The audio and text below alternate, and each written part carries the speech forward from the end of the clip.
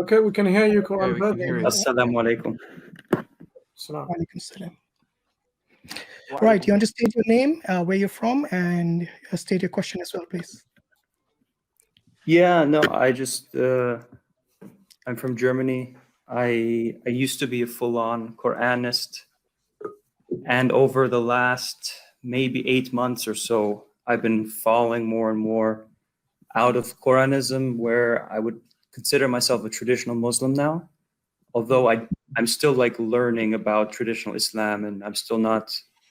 Some things I still don't find convincing, but like I'm just learning more about traditional Islam, and I think it makes more sense to accept the Sunnah than to reject the Sunnah, and to accept Hadith. Do you reject the Hadith, or do you accept them?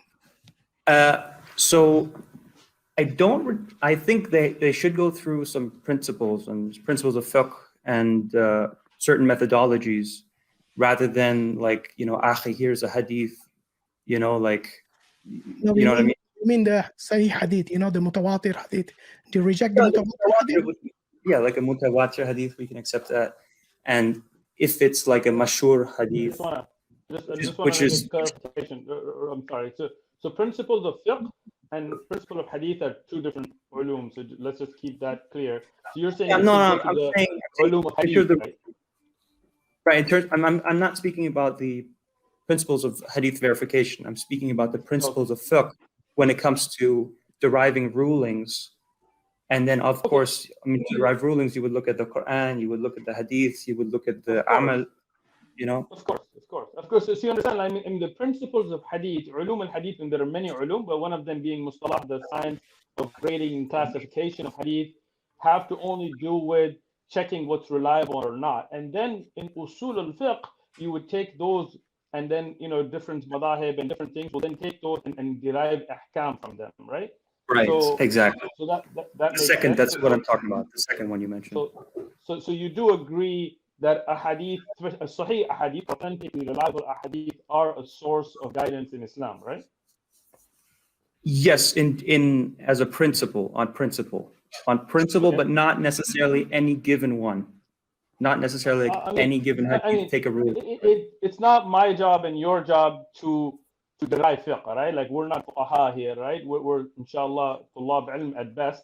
So we're not asking you to talk about any particular, but you do understand that that's a principle in the religion, that the sources of wahi are Quran and the Sunnah, right? We agree on that. Yes, I accept Quran and I accept the Sunnah. And basically, here's the thing, right?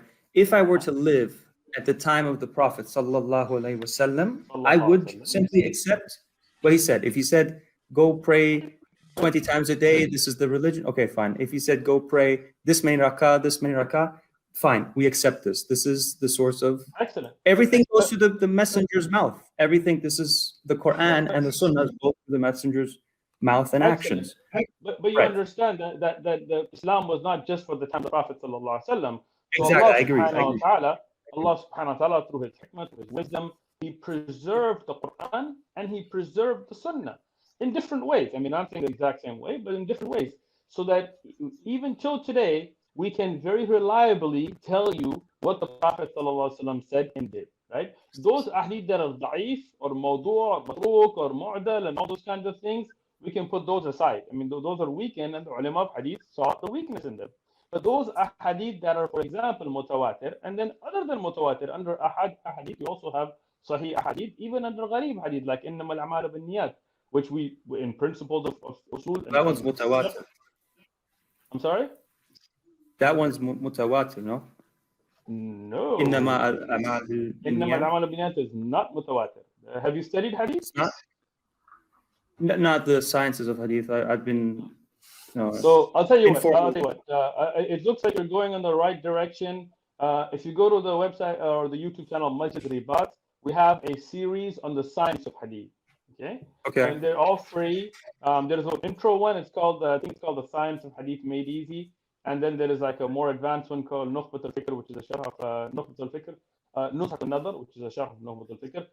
But take the beginning one first, and then go through them. The hadith, إنما الأعمال بالنيات, it's a sahih hadith. It's in al-Bukhari. It's also the first hadith in Ramadan and many other books. But it's actually a gharib hadith, meaning not that it's weak, it's strong, but there is a part that the sanad goes to one narrator. Umar radiallahu anhu onwards, the first three steps in the sanid. So it's technically a gharib hadith. It's not mutawatir, but it is sahih. And I would say a large amount of fiqh is based on this hadith. I mean, a lot when you talk about niyyah for wudu, niyyah for salah, niyyah for these things, and all of that. So you have to understand, it's not just mutawatir hadith that we put our religion upon. That's one example. But any hadith that is reliable, that you do have to accept as an authority, and then how do you implement that would then have to do with usul al-fiqh, because there is nasikh and mansukh and things like this as well. All right, thank you, brother. Inshallah, I just have one question for him before he goes, if I may. Sure. Do you reject any sahih hadith that you agree is sahih?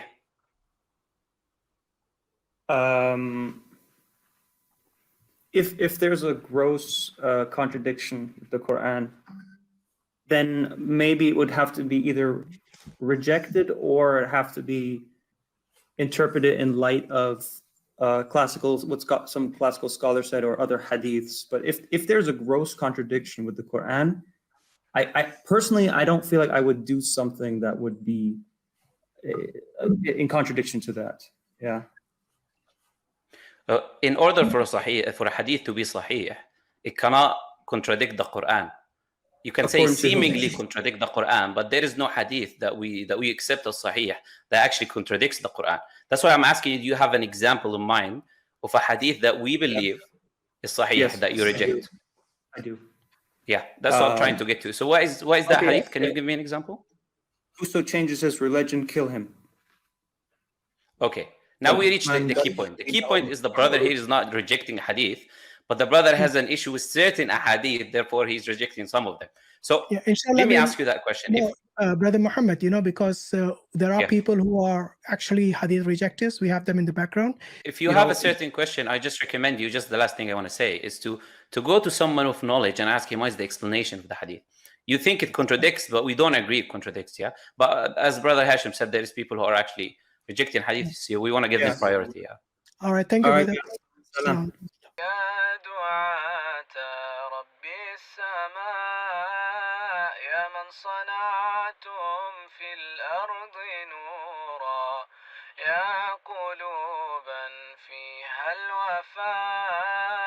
بشركم اليوم السرور